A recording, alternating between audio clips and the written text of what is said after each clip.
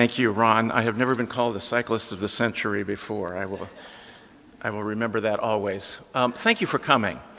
It's a regular practice at the beginning of a sabbatical lecture, as many of you know, to give thanks to the president, the dean, the board of trustees of the seminary, and to one's faculty colleagues for sabbatical time. And that is indeed right and a good and joyful thing to do. Sabbaticals are a dimension of our vocation that enable extended time for research, reflection, and writing, intended first to enrich our teaching, but also to contribute to the broader life of the church and of the academy. I sometimes have to remind non-academic friends that sabbaticals, despite the implied language of rest, do not release us from our obligations to productivity or to the advancement of our own scholarship and teaching. Sabbatical lectures like this one are, in fact, expected to give some evidence of that work. So President Rector, Dean Rivera, trustees, colleagues, friends, I thank you. Today's lecture will be an update on my research, but since this is the last such lecture, as Ron mentioned, that I will be offering in this place, I will also ask you periodically to join me in remembering and ritualizing during this time together. I'm operating a little outside my comfort zone to include times of singing and remembering in a lecture. I would not be doing this while presenting a paper at the American Academy of Religion or the Society for Pastoral Theology, though I might be able to get away with it at a meeting of the North American Academy of Liturgy.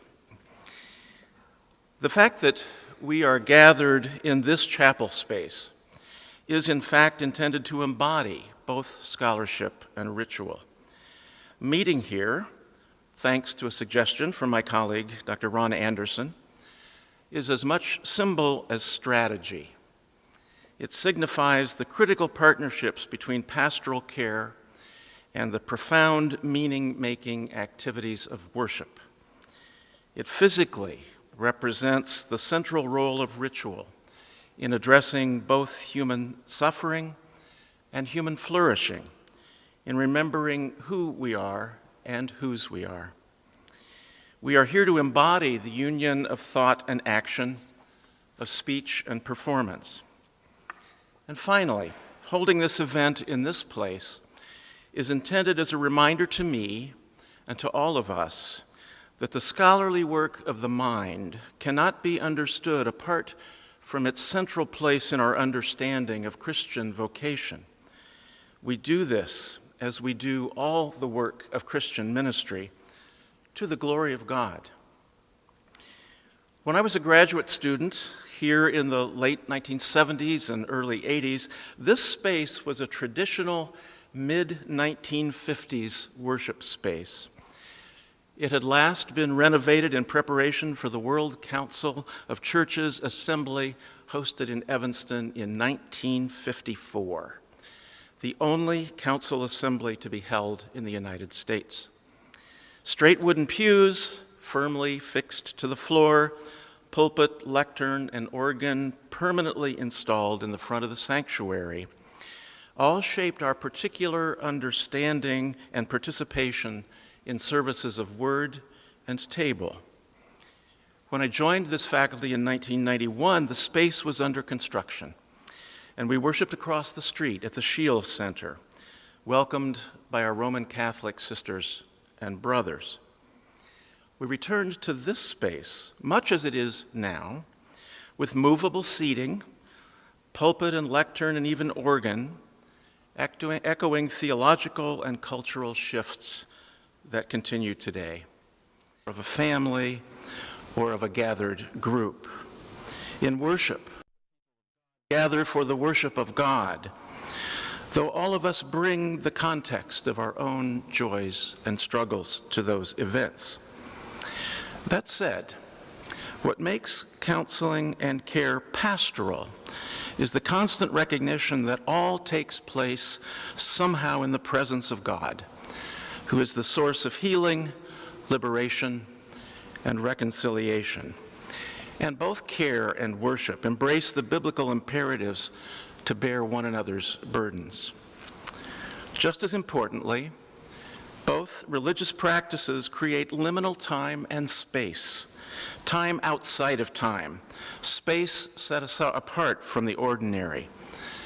The rules of engagement of everyday life are temporarily suspended as persons of faith remember together and act together in recognition of our shared humanity and our ultimate dependence on God.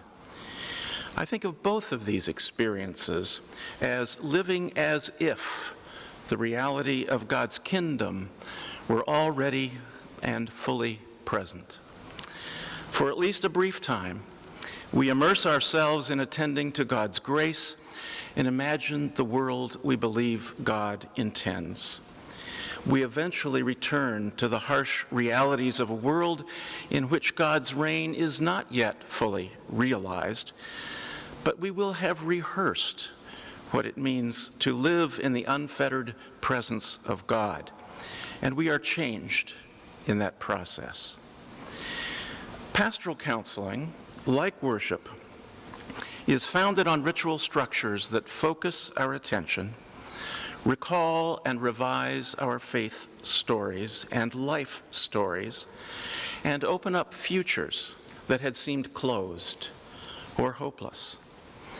My understanding of both worship and care has been for many years, probably since childhood, grounded in the words of Matthew 18, by the way, recalled in the original King James Version, where the words are, "Where 2 or 3 are gathered together in my name, there am I in the midst of them." The deep relationships between counseling and worship were comically embodied for me a number of years ago before I joined this faculty. While serving as director of a pastoral counseling center at First Presbyterian Church, Evanston, I was asked to assist in developing a new Samaritan pastoral counseling center on the North Shore, initially sponsored by 2 other Presbyterian churches.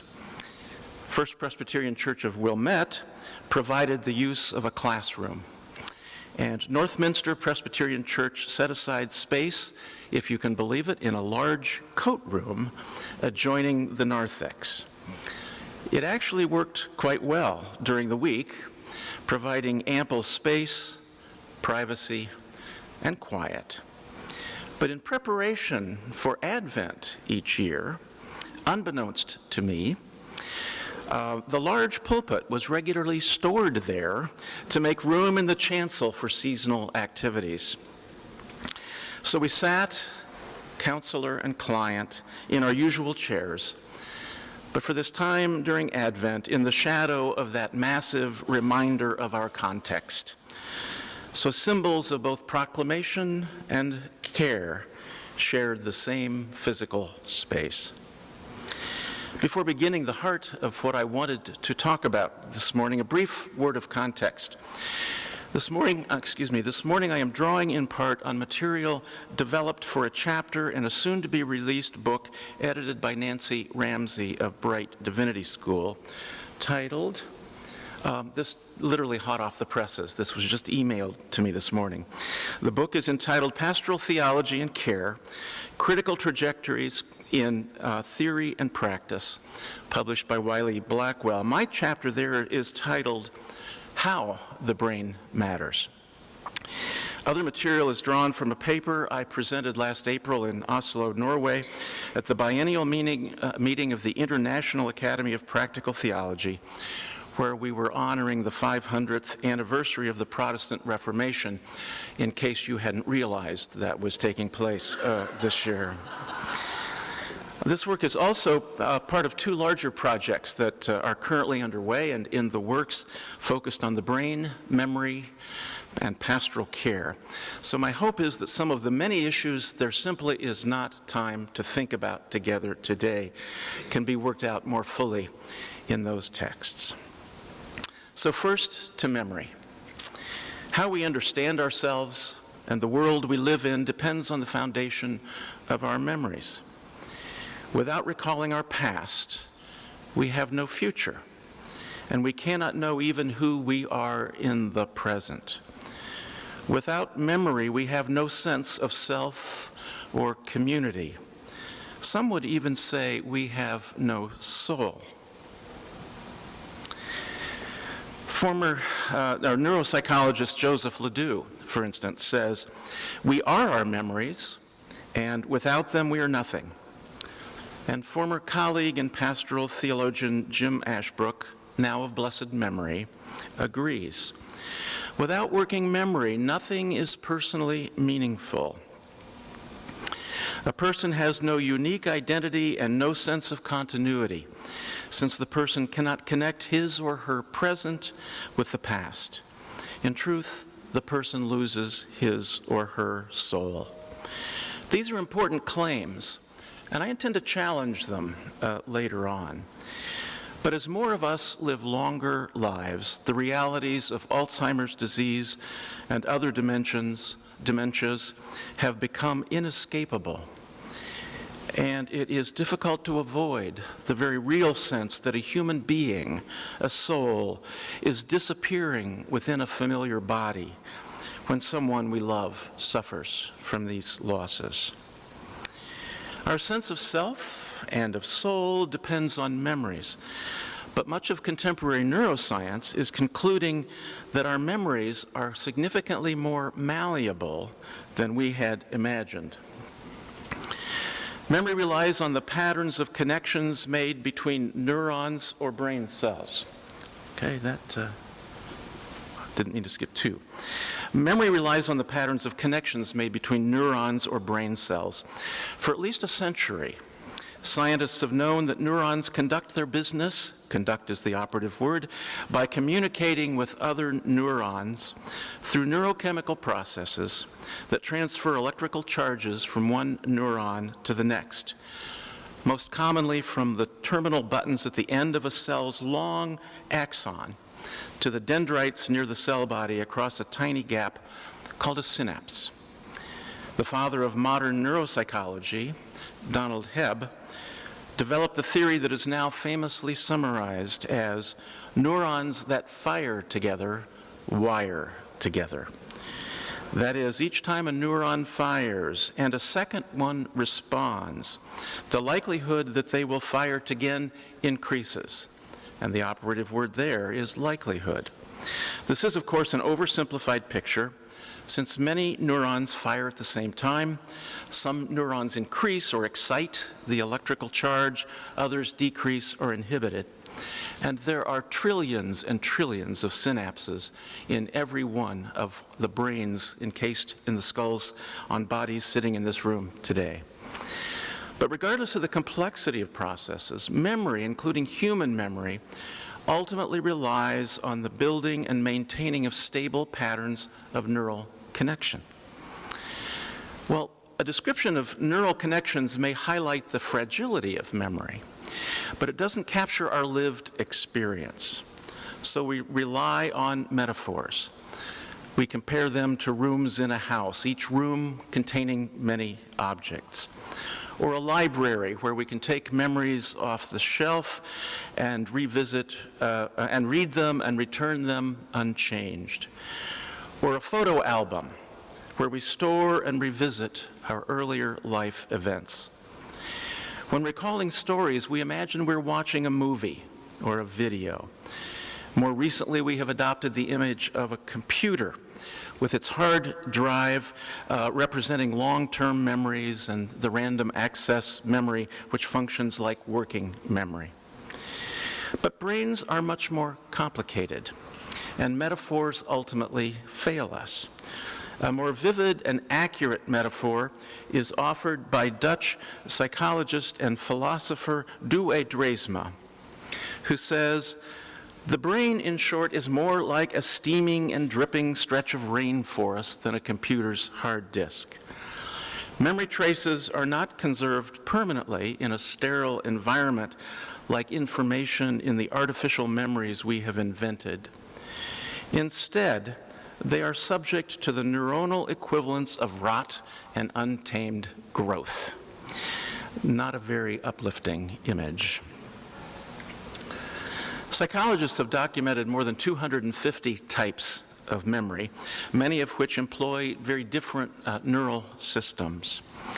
Today, however, I want to narrow our attention very considerably. Memory's primary dimensions can be distinguished by the length of time they last: working memory, short-term memory, and long-term memories that can last for up to a lifetime.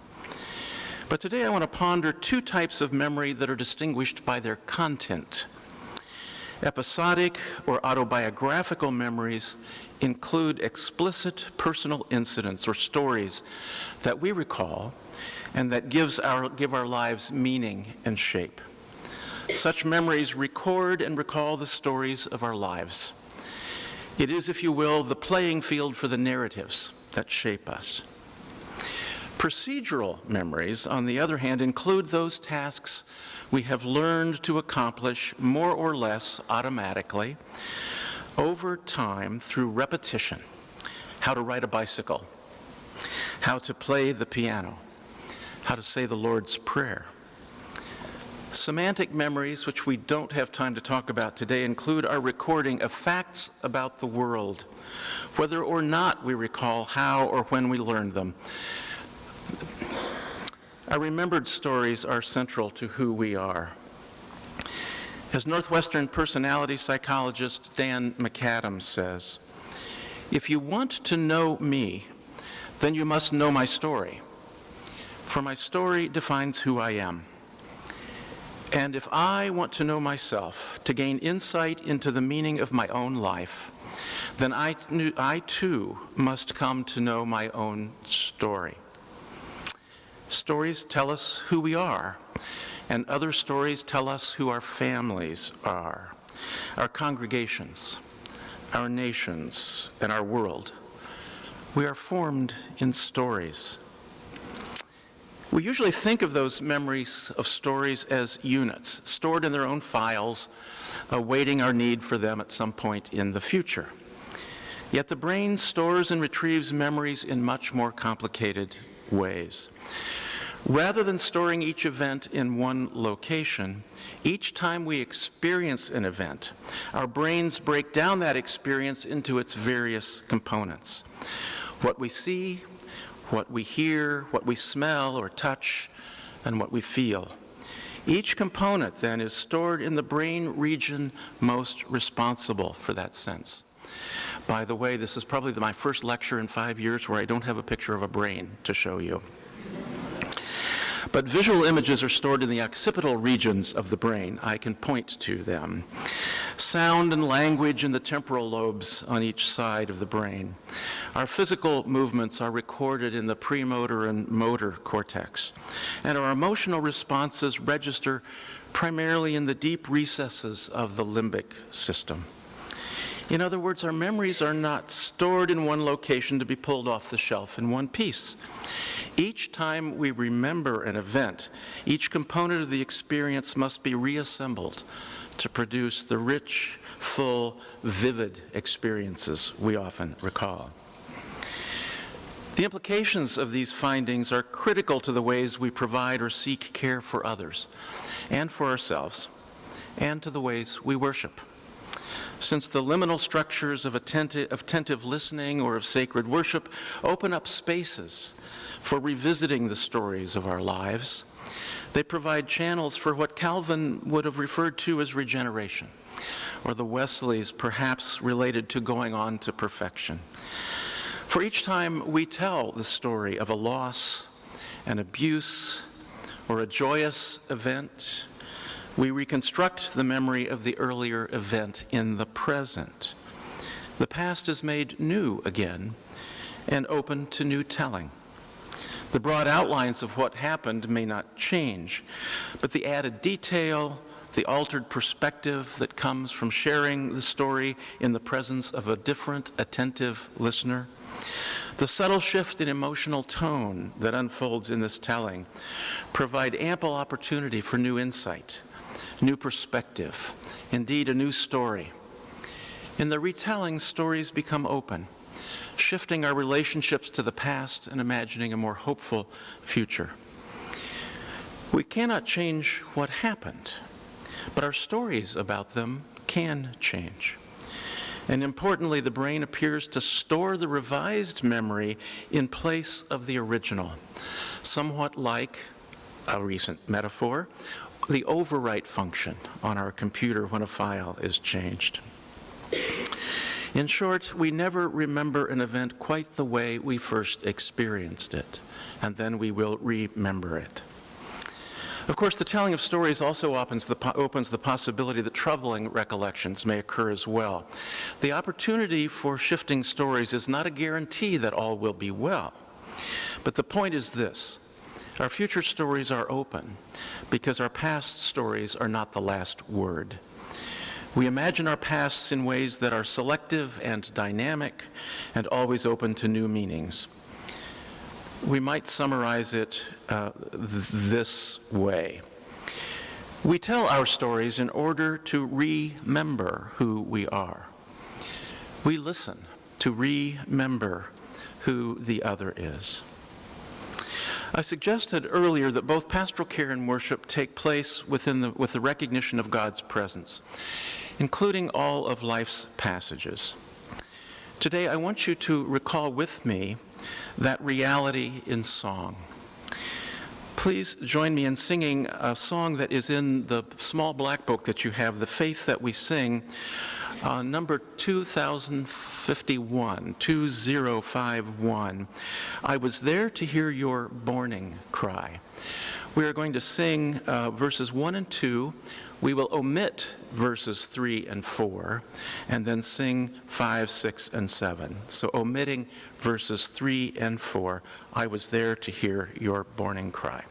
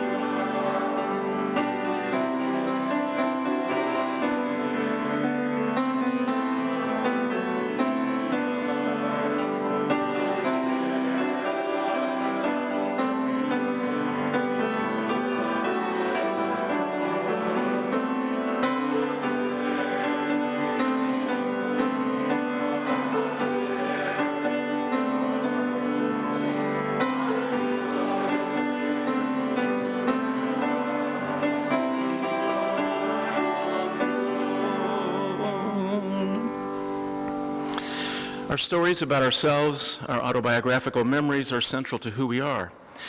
But we are also formed by what we know how to do, by our regular practices, our honed skills, the patterned movements of our bodies, our habits. Neuroscientists tell us that whenever we experience an event, the brain is also constantly monitoring the state of the body. The brain regularly takes in information about the outside world from the five senses, a process known as exteroception. But it is also interpreting the body itself in at least two different ways. Pain, hunger, and emotions are read off through interoception, and the positions of the parts of the body through proprioception. In other words, anytime we encounter the world, our brains are perceiving not only those objects and persons in view, but also recording our body's status and position. We constantly encounter a world in relation to our own physical bodies, And when we recall a story, we were also experiencing that story again in our bodies. What we do with our bodies shapes our memories and our souls. Arguably, all religious traditions encourage or require practices of devotion and formation.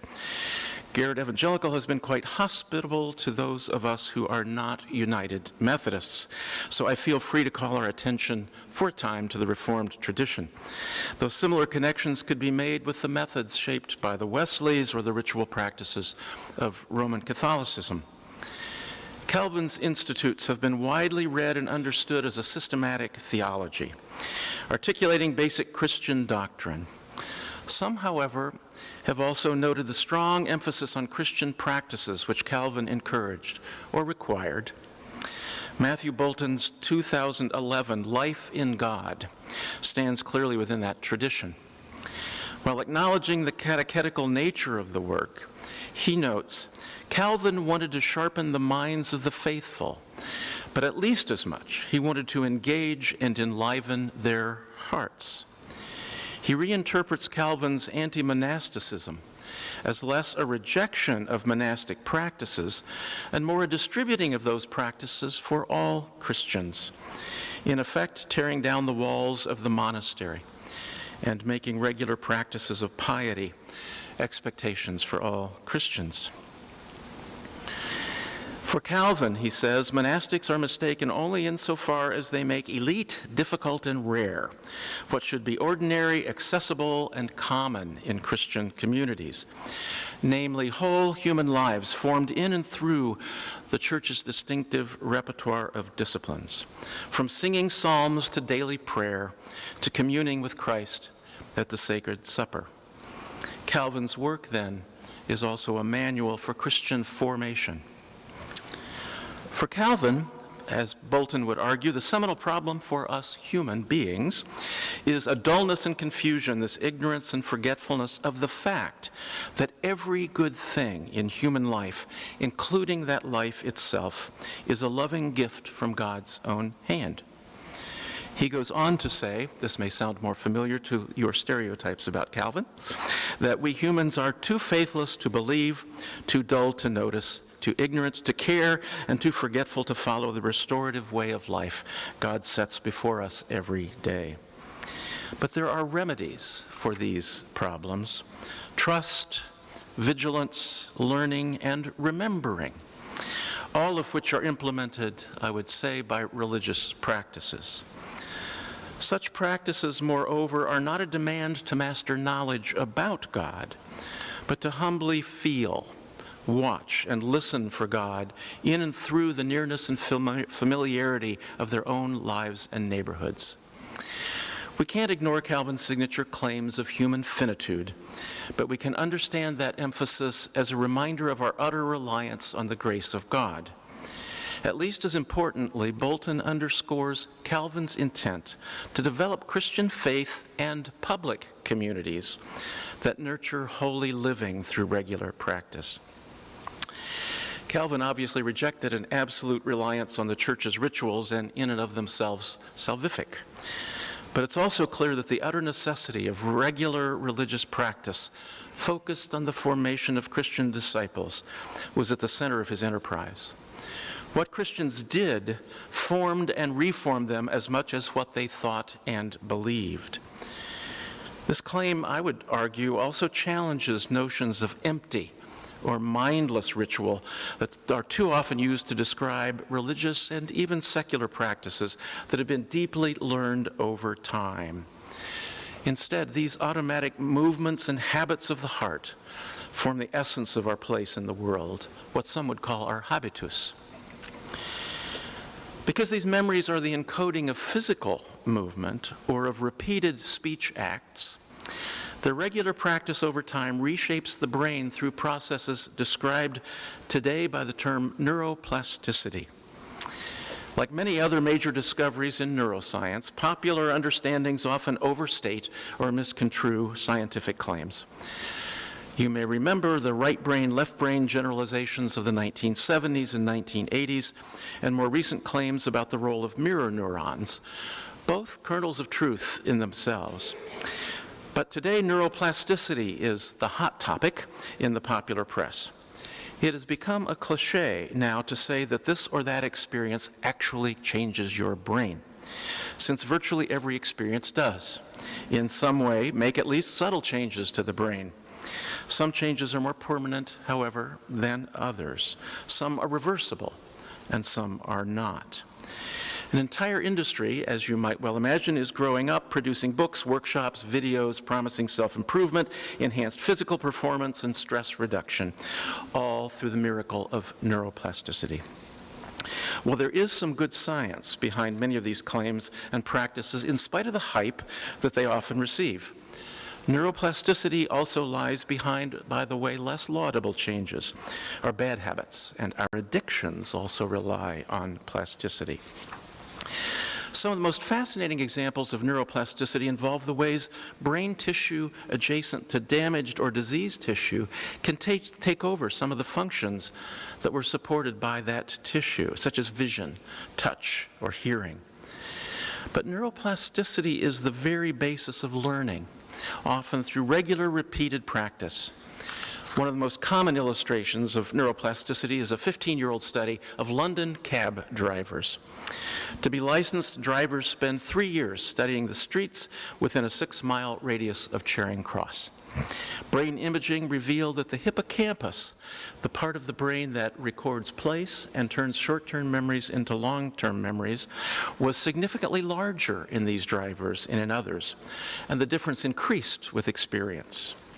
Research likewise shows that the motor cortex of violin players dedicated to the left hand is much larger than the general population. In other words, regular practice of particular skills or memories recruits larger regions of the brain in support of those practices. What we think, feel, and do changes our brains. Plasticity has limits, so we experience continuity over time, and we recognize who we are from moment to moment, from year to year. But because the brain changes, we can adapt to the world and people around us, as well as to God, and we can remember our own embodied responses to God's grace and those actions taken on our behalf. We might summarize this way. We act in order to remember who we are. We also remember that others act on our behalf. Particularly for those of us who were baptized as infants and have no autobiographical memories of that event, remembering our baptism is a critical liturgical practice. So at this time, I invite all of us to remember our baptism as we will sing from the United Methodist hymnal, page 605, just the first 2 verses of Wash, O God, Our Sons and Daughters, a hymn written by recently retired colleague Ruth Duck. As we sing this, if you wish, you're invited to walk to the font located here at the front, touch the water and then your head or heart, making the sign of the cross if you wish. And we will sing verses 1 and 2.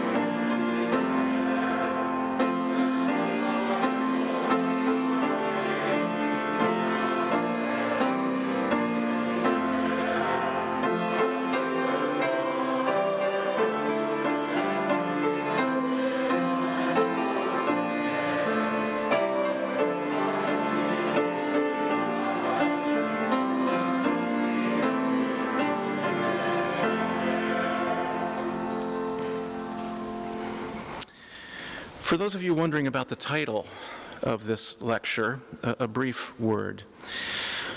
With apologies to Yogi Berra, I have borrowed his iconically redundant phrase, deja vu all over again, to highlight the power of memory, to encode experiences in the past that prepare the way for the future.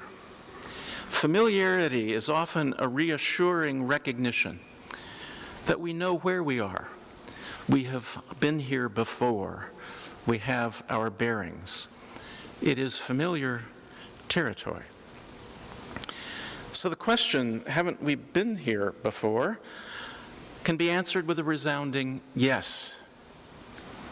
At other times, we're forced to recognize places we have never encountered, paths we have never taken, and that same question might be answered no.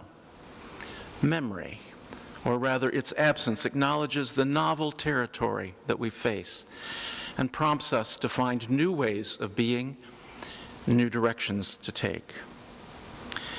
At those times, faith is tested, our souls are stretched, and our adaptive plastic brains search for new meanings and new directions. In that light, a number of more positive theological claims can, I think, be offered in pondering the human brain.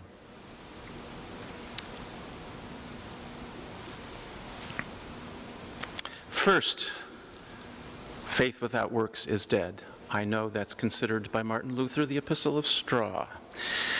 But it's a claim worth pondering. And such work, I would say, involves liturgical as well as prophetic action.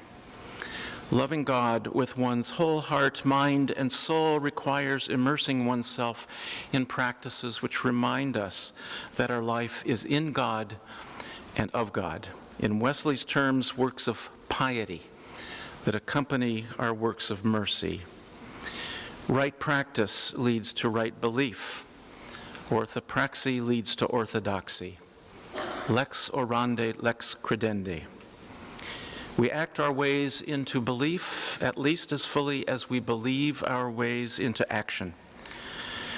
Neuroplasticity represents a well-documented system of brain processes that underlie human beings' ability to grow and change.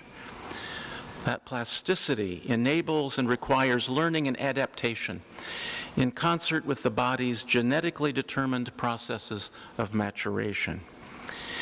These discoveries coincide with and support ongoing reevaluations of the importance of practices, both religious and secular, in the formation and reformation of flourishing human beings. Practice and doctrine, as Calvin and others have noted, require each other. And until faith is embodied and performed, it is, in Matthew Bolton's terms, more hobby than life. In our ritual practices, we embody and remember our stories, our feelings, our bodies, our connections with others. Practical theologian James K.A. Smith notices the dangers of emphasizing our cognitive worldviews, our semantic and autobiographical memories. Of more significance to human flourishing is comprehending what we desire, what we love. Ritual or liturgical processes, secular and sacred, he would say, shapes the desires of our hearts. In his words, that's the kind of animals we are, first and foremost. Loving, desiring, affective, liturgical animals who, for the most part, don't inhabit the world as thinkers or cognitive machines. We worship before we know, or rather, we worship in order to know. Second, neuroplasticity highlights the importance of human participation in response to divine invitation. Neuroplasticity represents a natural, we might say God-given, set of processes, and those processes will take place whether monitored or not. They operate at levels far below our consciousness, and to my Methodist colleagues, I resisted identifying them with prevenient grace. They took some discipline. To be sure, not all changes lead to human flourishing. I've already mentioned that neuroplasticity operates, for instance, in the development and maintenance of addictions, in flawed as well as healthy relationships with others, in the development of perceptions of otherness, as in attempts to address those limitations. But they can be, at least to some degree, directed and facilitated by human intention. Plasticity is not the same as flexibility, and there are clear constraints on the changes brains can and do make. Nonetheless, contemplative prayer and meditation, for instance, show demonstrable changes in activity levels of amygdala-based circuits that can result in relief from anxiety. Physical movements, including ritual practices, produce changes in brain function and structure, as we've already made a case for. Over time, those practices require less conscious attention, become more automatic, and require less attentional and neural resources to perform. In so doing, they become more implicit than explicit. They continually shape and reshape the embodied and constructed souls with which we live and move and have our being. Such practices require regular repetition before they are embodied, as ritual studies scholar Ron Grimes notes, deeply into the bone. Since we have some choice in the matter of shaping our own dispositions, or could we even say virtues, we also bear responsibility for determining which dispositions we will nurture and which we will seek to extinguish. Personal comfort, for instance, is not the ultimate aim of faith. It is love of God and neighbor. Care for the poor and vulnerable, seeking justice and resisting injustice, bearing each other's burdens, tearing down walls of enmity are also dispositions to be nurtured. Religious practices may be good for our health, and there's evidence that they are. But we must resist perceiving comfort and even good health as the primary outcomes of religious practices, and overlooking the weightier matters of the law, justice and mercy and faith, referencing Matthew 23:23. Third, the critical importance of memory in knowing who and whose we are is a well-documented reality and one that matches our experience.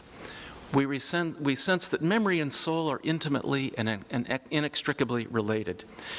Yet we remember that our stories of the past are not fixed. In their very telling and hearing, they can be transformed. And in so doing, our futures are opened to new possibility. And yet, we are not individual people with individual brains, and we are not alone in this world.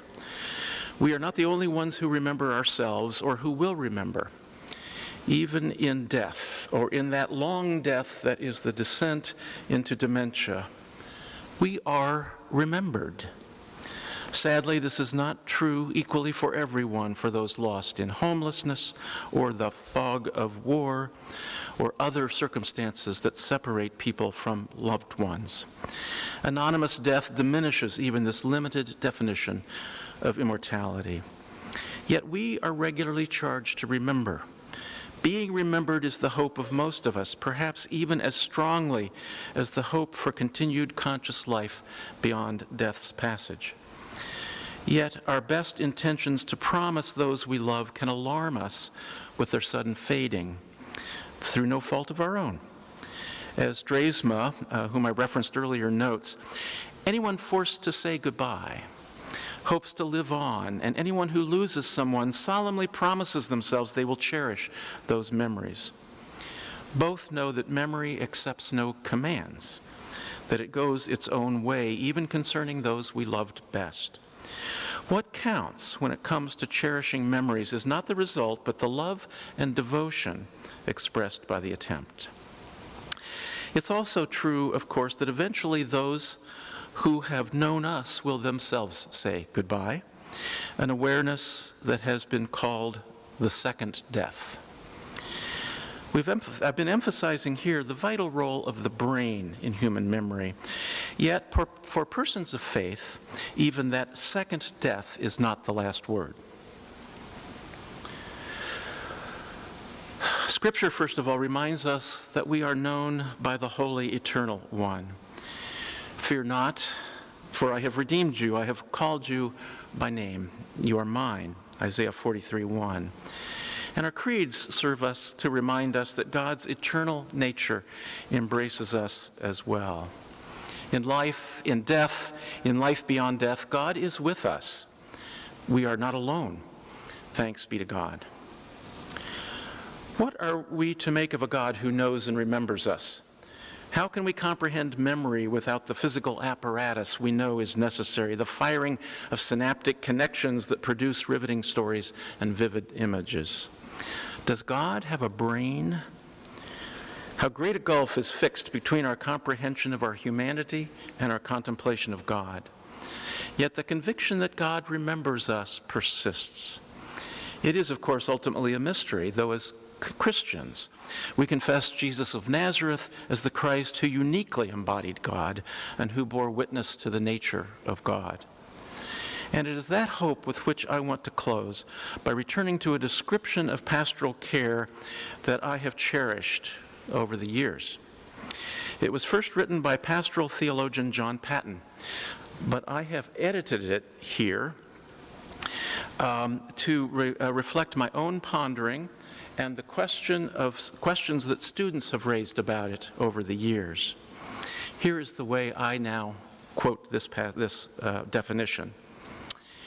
God created human beings for relationship with God and with one another. God continues in relationship with creating by hearing, I've added seeing and embracing us, remembering us, and bringing us into relationship with one another. Human care and community are possible because of our being held in God's memory. Therefore, as members of caring communities, we express our caring by also hearing, seeing, embracing, and remembering. Two of my most memorable adult religious experiences have occurred in other places. 12 years ago, we stood on Mount Tabor in Israel, Palestine, with members of First Congregational Church of Wilmette, many of whom are here this afternoon. Thank you. Reading aloud the narrative of the Transfiguration for me was, well, transforming. A few years later, Diane and I visited several medieval pilgrimage sites in France. We were pilgrims, not tourists, so we spent ample time at each site. Vézelay, Chartres, Cluny, Dijon, and Fontenay Abbey were among them. But we also worshiped several times at the modern monastic site of Taizé. It was Friday evening, and we were participating in the service of prayer around the cross. As we knelt and sang the familiar Taizé chant, Jesus, remember me when you come into your kingdom, I found my heart strangely warmed, as Methodists are prone to say, and the singing of that tune was forever transformed for me. And therefore, as one last ritual act together this morning, I am going to, in the spirit of the one who remembers us, I want you to sing with me. After we have sung several times, I will exit the chapel. Feel free to remain if you would like and depart when you are ready. Dr. Anderson has reminded you early that the seminary is graciously hosting a reception in the tower, and I will be out there and eager to greet any of you who would like to come. Jesus, remember me when you come into your kingdom. Jesus, remember me when you come into your kingdom. Jesus,